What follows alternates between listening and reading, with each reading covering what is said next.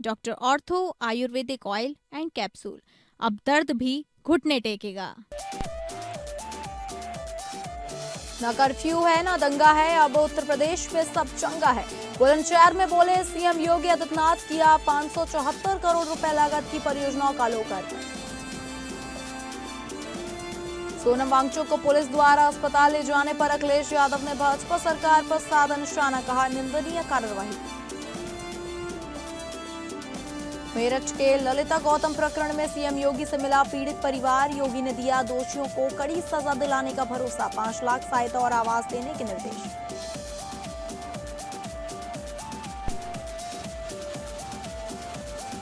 नमस्कार, आप सभी का बहुत स्वागत है उत्तर प्रदेश बुलेटिन में और मैं हूं आपके साथ अंकिता सिंह। शुरुआत करेंगे बुलेटिन की। उत्तर प्रदेश के मुख्यमंत्री योगी आदित्यनाथ ने बुलंदशहर में 574 करोड़ रुपए से अधिक लागत की 57 विकास परियोजनाओं के लोकार्पण और शिलान्यास कार्यक्रम में विपक्ष खासकर समाजवादी पार्टी पर तीखा हमला बोला। मुख्यमंत्री ने कहा कि आज उत्तर प्रदेश में विकास, सुरक्षा और वैश्विक पहचान दिखाई दे रही है। उन्होंने कहा छात्रों को छात्रवृत्ति मिल रही है और बुलंदशहर में जय जवान जय किसान का सपना साकार होता नजर आ रहा है। सीएम योगी ने दावा किया कि वर्ष 2017 से पहले प्रदेश में ऐसा माहौल नहीं था। उन्होंने आरोप लगाया कि उस समय प्रदेश में भय और दहशत का वातावरण था और तत्कालीन सरकार के कुछ मंत्री स्वयं भय का प्रतीक बन चुके थे। मुख्यमंत्री ने बुलंदशहर गैंगरेप मामले का उल्लेख करते हुए कहा कि इस घटना पर तत्कालीन समाजवादी पार्टी के नेताओं के बयान बेहद शर्मनाक थे। योगी आदित्यनाथ ने आगे कहा कि 2017 से पहले प्रदेश को शायद ही ऐसा कोई जिला था जहां दंगे या कर्फ्यू ना लगे हों। उन्होंने मेरठ, मुजफ्फरनगर, बुलंदशहर, अलीगढ़ और सहारनपुर जैसे जिलों का नाम लेते हुए दावा किया कि उस दौर में कानून व्यवस्था की स्थिति बेहद खराब थी। आज आपको जो सुरक्षा दिखती है, आज जो खुर्जा की क्रॉकरी को वैश्विक पहचान मिली है, आज जो नौजवान को छात्रवृत्ति मिल रही है, नौजवान को नौकरी मिल रही है, बुलंदशहर में भी सरदे रज्जू भैया सैनिक विद्या मंदिर से आ रहा हूं। बुलंदशहर तो देश की सुरक्षा यानी देश को का पेट भरने के लिए अन्नदाता किसानों की मेहनत के साथ साथ देश की सुरक्षा के लिए सर्वाधिक सैनिक देने वाला जनपद है बुलंदशहर। जिस गांव में जाओ कोई न कोई पूर्व सैनिक मिलेगा, सैन्य अधिकारी मिलेंगे। तो ये तो जय जवान और जय किसान का भाव सार्थक होता है हमें बुलंदशहर के अंदर, ये दिखाई देता है। बहनों और भाइयों, ये सुरक्षा का माहौल, ये जो समृद्धि है, ये जो विरासत है, जो ये विकास है, क्या ये 17 के पहले संभव था? उत्तर प्रदेश के मुख्यमंत्री योगी आदित्यनाथ ने बुलंदशहर के रज्जू भैया सैनिक विद्या मंदिर में आयोजित स्वागत कार्यक्रम को संबोधित करते हुए राष्ट्रभक्ति, अनुशासन और नागरिक कर्तव्यों पर जोर दिया। मुख्यमंत्री ने कहा कि हर सैनिक के मन में सबसे पहले राष्ट्र का हित होना चाहिए। उन्होंने कहा कि यदि सैनिक के मन में राष्ट्र के प्रति समर्पण का भाव ना हो तो देश की सुरक्षा प्रभावित हो सकती है। एक सच्चा सैनिक हमेशा नेशन फर्स्ट की भावना के साथ देश की रक्षा के लिए अपना सर्वस्व न्यौछावर करता है। सीएम ने कहा कि अधिकारों के साथ कर्तव्यों के पालन की आवश्यकता पर बल देते हुए कहा कि केवल अपनी मांगों को लेकर नारेबाजी करना पर्याप्त नहीं है। देश, समाज और संस्थानों के हितों को सर्वोपरि रखते हुए प्रत्येक नागरिक को अपने दायित्वों का ईमानदारी से निर्वहन करना चाहिए। उन्होंने शिक्षकों की भूमिका का उल्लेख करते हुए कहा कि जो शिक्षक अनुशासन और संस्कार के साथ छात्रों को समय पर शिक्षा देता है, वही सच्चे अर्थों में राष्ट्रभक्ति का परिचय देता है। मुख्यमंत्री ने कहा कि भारत आजादी के अमृतकाल से आगे बढ़ते हुए स्वतंत्रता के शताब्दी वर्ष की तैयारी कर रहा है। इसके लिए प्रधानमंत्री के पंचप्रण को अपनाना आवश्यक है। उन्होंने कहा कि सबसे पहले गुलामी की मानसिकता को त्यागना होगा, क्योंकि जब तक यह मानसिकता बनी रहेगी तब तक देश और समाज पूरी क्षमता को आगे नहीं बढ़ पाएंगे। प्रधानमंत्री मोदी जी ने कहा कि देश इस समय अपनी आजादी के 75 वर्ष यानी अमृत महोत्सव वर्ष मना रहा है, लेकिन भारत को अभी से अपनी आजादी का शताब्दी महोत्सव की तैयारी प्रारंभ करनी चाहिए। यानी 100 वर्ष जब भारत की आजादी के होंगे तब हमें कैसा भारत चाहिए, ये संकल्प आज हमें लेना होगा और उसके अनुरूप आचरण करना होगा। इसके लिए उन्होंने पंच प्रण हर भारतीय के लिए सुनिश्चित किए।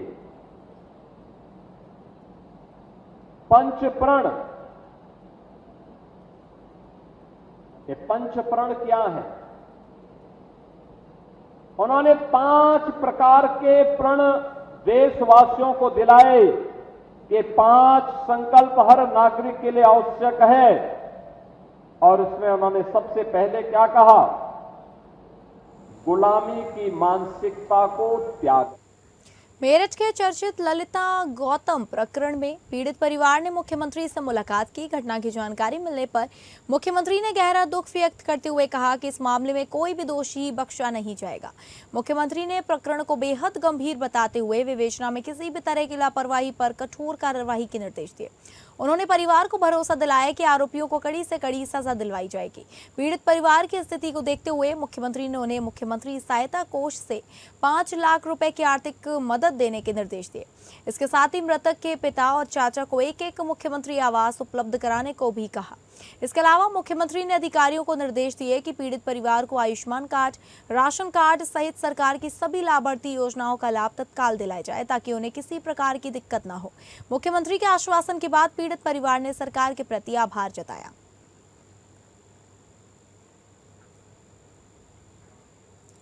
यूपी में जनगणना का तीसरा चरण, जिसमें घर घर जाकर लोगों की गणना होनी है, फरवरी 2027 में प्रस्तावित है।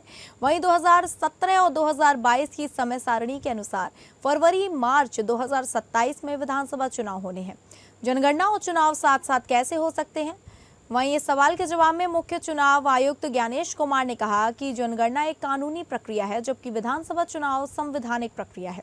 उन्होंने कहा इसलिए संवैधानिक प्रक्रिया ज्यादा महत्वपूर्ण है। उन्होंने कहा कि यूपी में 22 मई 2027 तक चुनाव कराना है, उससे पहले चुनाव करा दिया जाएगा। ज्ञानेश कुमार के कहने का आशय था कि वह विधानसभा चुनाव समय पर होंगे, आवश्यकता हुई तो जनगणना के कार्य को आगे पीछे बढ़ाया जा सकता है।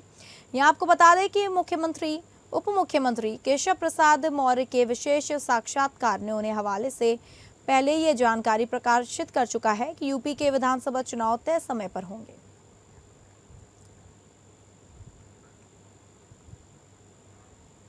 दिल्ली के जंतर मंतर पर आमरण अनशन कर रहे सोनम वांगचुक को पुलिस और प्रशासन ने अस्पताल पहुंचाया।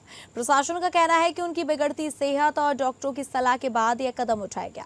इस कार्रवाई के बाद समाजवादी पार्टी के राष्ट्रीय अध्यक्ष अखिलेश यादव ने भाजपा सरकार पर तीखा हमला बोला। उन्होंने सोशल मीडिया पर पोस्ट करते हुए कहा कि सोनम वांगचुक को बलपूर्वक अनशन स्थल से हटाया गया, जो बेहद निंदनीय है। उन्होंने मांग की कि इस कार्रवाई में शामिल सादे कपड़ों में मौजूद अधिकारियों की पहचान सार्वजनिक की जाए। अखिलेश ने कहा कि सोनम वांगचुक का इलाज न्यायिक निगरानी में कराया जाना चाहिए, क्योंकि उनका जीवन मानवता, पर्यावरण संरक्षण, विज्ञान और युवाओं के लिए बेहद महत्वपूर्ण है। वहीं दिल्ली पुलिस और प्रशासन का कहना है कि यह कार्रवाई केवल उनकी जान बचाने और उन्हें आवश्यक चिकित्सा सुविधा उपलब्ध कराने के लिए की गई।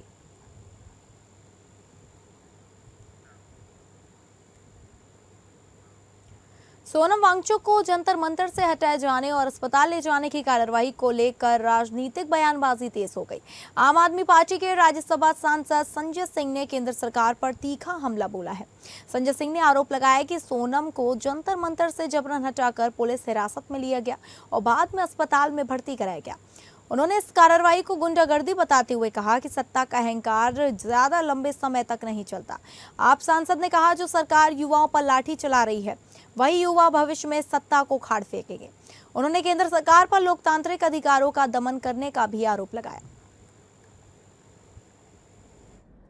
उन युवाओं की आवाज जो 93 पेपर लीक से बर्बाद हो चुके थे, बेबस थे, जिनकी आवाज उठाने वाला कोई नहीं था।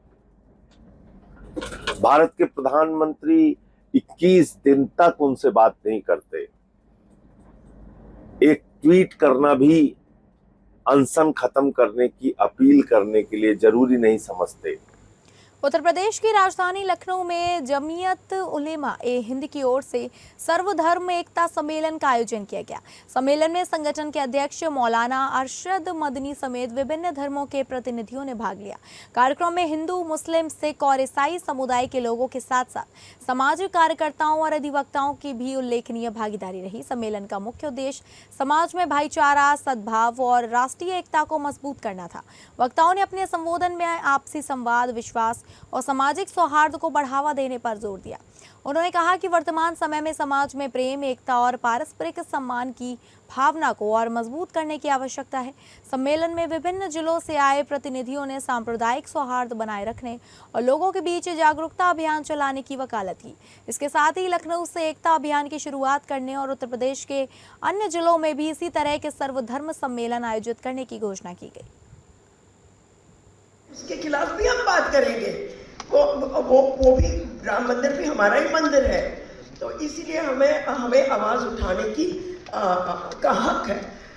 आज दिल्ली में आपको पता है छात्रों का मोर्चा लगा है।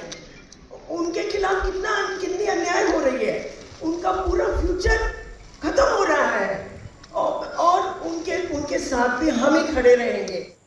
रामपुर स्थित जौहर यूनिवर्सिटी पहुंचे समाजवादी पार्टी के सांसद मौलाना मुहिबुल्ला नदवी के काफिले को यूनिवर्सिटी के मुख्य गेट पर ही रोक दिया गया। इसके चलते सांसद को परिसर के बाहर ही काफी देर तक इंतजार करना पड़ा। मुख्य गेट पर रोके जाने के बाद मौलाना मुहिबुल्ला नदवी ने यूनिवर्सिटी के बाहर ही मीडिया से बातचीत की। इस दौरान उन्होंने पूरे घटनाक्रम पर अपनी प्रतिक्रिया दी और संबंधित अधिकारियों की कार्यवाही पर सवाल उठाए। हालांकि काफिले को किस कारण से रोका गया, इस पर प्रशासन की ओर से तत्काल कोई आधिकारिक बयान सामने नहीं आया है। यूनिवर्सिटी सारे हिंदुस्तानी समाज की है। सारे हिंदू, मुसलमान, सिख, ईसाई मेरे साथ यहाँ पर खड़े हैं और सबकी तमन्ना और आरजू ये है कि यूनिवर्सिटी को कोई नुकसान किसी तरह का ना पहुंचे। अगर कोई किसी तरह की वो है तो उसको दूर किया जाना चाहिए संवाद के जरिए से, कानूनी उसका हल निकालना चाहिए। और हम लोग यूनिवर्सिटी के ऊपर रामपुर की जनता और आसपास के पूरे मंडल का कोई आदमी भी सियासत नहीं करना चाहता। श्रावस्ती जिला मुख्यालय पर उत्तर प्रदेश ड्राइवर महासंगठन के बैनर तले दर्जनों ड्राइवर यूनियन के सदस्यों और पदाधिकारियों ने प्रदर्शन किया। इस दौरान चालकों ने अपनी विभिन्न मांगों को लेकर मुख्यमंत्री योगी आदित्यनाथ के नाम संबोधित ज्ञापन प्रशासन को सौंपा। प्रदर्शन कर रहे ड्राइवरों ने मांग की कि उनके पेशे को कानूनी संरक्षण दिया जाए और चालकों की सुरक्षा के लिए विशेष कानून बनाया जाए। उनका कहना था कि सड़क परिवहन से जुड़े लाखों चालक कठिन परिस्थितियों में काम करते हैं, इसलिए उनके अधिकारों और सुरक्षा को सुनिश्चित किया जाना चाहिए। ज्ञापन में 55 वर्ष की आयु के बाद पेंशन की व्यवस्था, सड़क दुर्घटना में चालक की मृत्यु या गंभीर रूप से घायल होने की स्थिति में 20 लाख रुपए मुआवजा और निःशुल्क इलाज की मांग भी उठाई गई। इसके अलावा हाईवे पर सुरक्षित पार्किंग, विश्राम गृह और स्वच्छ शौचालय जैसी बुनियादी सुविधाएं उपलब्ध कराने की अपील की गई। संगठन ने सरकार से हर साल 1 सितंबर को ड्राइवर दिवस घोषित करने की भी मांग की। ये लगातार आज देश के अंदर जो ड्राइवर के ऊपर जो अत्याचार, जिस तरीके से रोड पे ड्राइवर समाज शोषण हो रहा है और लगातार ऐसी घटनाएं जो है निकल के आ रही है कि डेली जो है हजारों लाखों ड्राइवर भाई बेगुनाह डेली मारे जा रहे हैं। और देश की अर्थव्यवस्था को देखते हुए हम लोगों ने स्टेट गवर्नमेंट से लगातार जो है, आज ये 6वां जिला है, लगातार हमने ड्राइवर वेलफेयर बोर्ड, ड्राइवर आयोग और ड्राइवर सुरक्षा कानून को लेकर के लगातार इन चीज़ों को गठन करने के लिए हम लोग हर जिले में जा करके आवाज़ लगा रहे हैं। और ये 6वां जिला है और अभी हम लोग समस्त हमारे जितने भी साथी हैं, सभी ड्राइवर भाई अपनी गाड़ी खड़ा कर करके आए थे कि आज सबका आवाज़ है, किसी एक व्यक्ति का आवाज़ नहीं, करोड़ों ड्राइवर की आवाज़ है कि गवर्नमेंट उनके लिए कम से कम सुरक्षा कानून, एक आयोग, एक वेलफेयर बोर्ड बना करके दे, ताकि वो भी उनका भी जीवन है, वो भी इंसान है। क्योंकि अगर वो नहीं रहे तो आने वाले वक्त में देश के अर्थव्यवस्था का क्या होगा और बगैर ड्राइवर का ये देश नहीं चल सकता। अगली खबर का रुख करेंगे जो बाराबंकी से है, जहां बाराबंकी में नगर कोतवाली क्षेत्र अंतर्गत चौराहे के पास स्थित मोटर पार्ट्स की दुकान में शॉर्ट सर्किट से भीषण आग लग गई। देखते ही देखते आग ने विकराल रूप धारण कर लिया और पूरी दुकान धू धू कर जलने लगी। घटना से इलाके में अफरा तफरी मच गई। सूचना पर पहुंची फायर ब्रिगेड की 2 गाड़ियों ने काफी मशक्कत के बाद आग पर काबू पाया। हालांकि आग बुझाने के दौरान दमकल वाहनों में पानी खत्म हो जाने से राहत कार्य कुछ समय के लिए प्रभावित हो गया। दुकान मालिक ने बताया कि आज सुबह वह दुकान खोलने पहुंचे थे। इसी दौरान उनके कर्मचारी ऊपर रखे सामान को व्यवस्थित कर रहे थे कि अचानक शॉर्ट सर्किट हो गया। चंद मिनटों में आग ने पूरी दुकान को अपनी चपेट में ले लिया। तत्काल फायर ब्रिगेड को सूचना दी गई, जिसके बाद दमकल की 2 गाड़ियां मौके पर पहुंची और आग बुझाने का अभियान शुरू किया। आग बुझाने के दौरान उस समय स्थिति और चुनौतीपूर्ण हो गई जब दमकल वाहनों का पानी समाप्त हो गया। इसके बाद फायर ब्रिगेड कर्मियों ने जिला अस्पताल के पंप से पानी भरकर दोबारा आग बुझाने का अभियान शुरू किया और काफी प्रयास के बाद आग पर काबू पाया गया। घटना का सबसे चिंताजनक पहलू ये रहा कि जिस स्थान पर आग लगी उसके ठीक बगल में स्थित फाउंडेशन स्कूल में बड़ी संख्या में नन्हे मुन्ने बच्चे मौजूद थे। फिलहाल नुकसान का आकलन किया जा रहा है। वहीं समय रहते दमकल कर्मियों की सक्रियता से आग को आसपास की इमारतों तक फैलने से रोक लिया गया, जिससे एक बड़ा हादसा टल गया।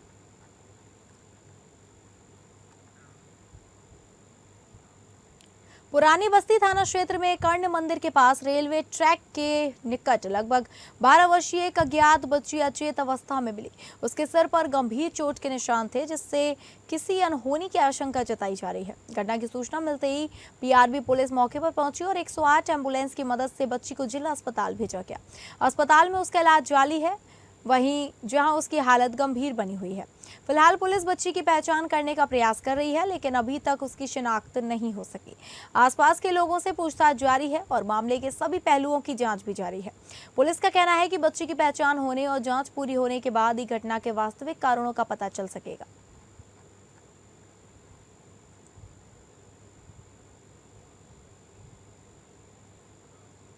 शाहजहांपुर स्थित राजकीय मेडिकल कॉलेज में डायलिसिस विभाग में मारपीट और तोड़फोड़ की घटना के बाद हंगामा मच गया।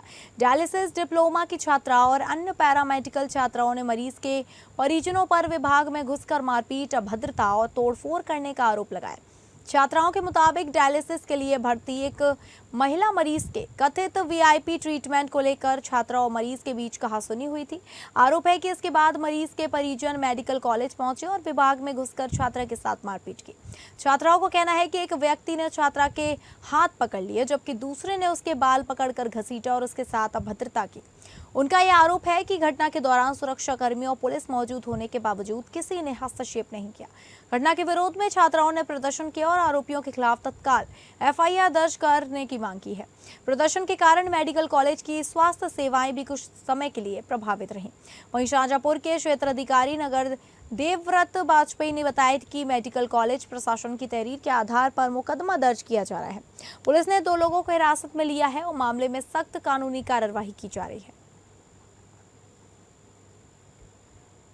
उत्तर प्रदेश के शामली जिले के कांधला थाने से जुड़ा एक सनसनीखेज मामला सामने आया है। थाने के मालखाने में जमा एक निरस्त लाइसेंसी पिस्टल के गायब होने का खुलासा होने के बाद पुलिस महकमे में हड़कंप मच गया। जानकारी के अनुसार मेरठ के मवाना थाना पुलिस ने आरोपी के कब्जे से एक पिस्टल बरामद की है। जांच में पता चला कि हथियार कांधला थाने के मालखाने में जमा वही निरस्त लाइसेंसी पिस्टल है। प्राथमिक जांच में कांधला थाने के तत्कालीन हेड मुहर्रिर अमित कुमार यादव पर मालखाने से पिस्टल निकालकर आरोपी तक पहुंचाने का आरोप लगा है। थाना प्रभारी बच्चू सिंह की तहरीर पर भारतीय न्याय संहिता की धारा 316(5) के तहत मुकदमा दर्ज कर लिया गया। मामला सामने आने के बाद पुलिस विभाग ने मालखाने में जमा अन्य हथियारों और अभिलेखों की भी गहन जांच शुरू कर दी है। वहीं पुलिस सूत्रों के अनुसार यह कांधला थाने के मालखाने से जुड़ा दूसरा गंभीर मामला है। इससे पहले थाने पर तैनात एक होमगार्ड को बुढ़ाना पुलिस ने एनडीपीएस से जुड़े मामले में गिरफ्तार कर जेल भेजा था। उस मामले में भी आरोप था कि बरामद मादक पदार्थ थाने के मालखाने से निकालकर उपलब्ध कराया गया था। जांच के दौरान सामने आए तथ्यों के आधार पर हेड मुहर्रिर को पहले ही निलंबित कर दिया जा चुका था। श्रावस्ती जिले के सोनवा थाना क्षेत्र के 12 वहर गुन गांव में एक विवाहिता का शव संदिग्ध परिस्थितियों में फंदे से लटका मिलने से इलाके में सनसनी फैल गई। प्रारंभिक जानकारी के अनुसार पति पत्नी के बीच पिछले कुछ दिनों से विवाद चल रहा था। घटना की सूचना मिलते ही सोनवा थाना पुलिस मौके पर पहुंची और शव को कब्जे में लेकर पोस्टमार्टम के लिए भेज दिया। वहीं मृतका के मायके पक्ष ने ससुराल वालों पर हत्या कर शव को फंदे से लटकाने का आरोप लगाया। परिजनों ने मामले की निष्पक्ष जांच कर दोषियों के खिलाफ कड़ी कार्रवाई की मांग की। पुलिस का कहना है कि मामले की सभी पहलुओं से जांच जारी है। पोस्टमार्टम रिपोर्ट और जांच में सामने आने वाले तथ्यों के आधार पर आगे की विधिक कार्रवाई की जाएगी।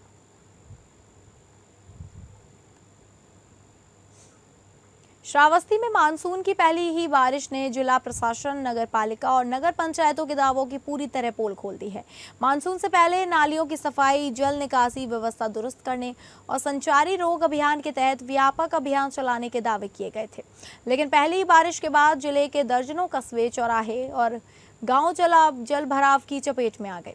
सवाल उठ रहा है कि आखिर हर साल नालियों की सफाई और मरम्मत का खर्च होने वाला लाखों करोड़ रुपए का बजट आखिर कहां जाता है।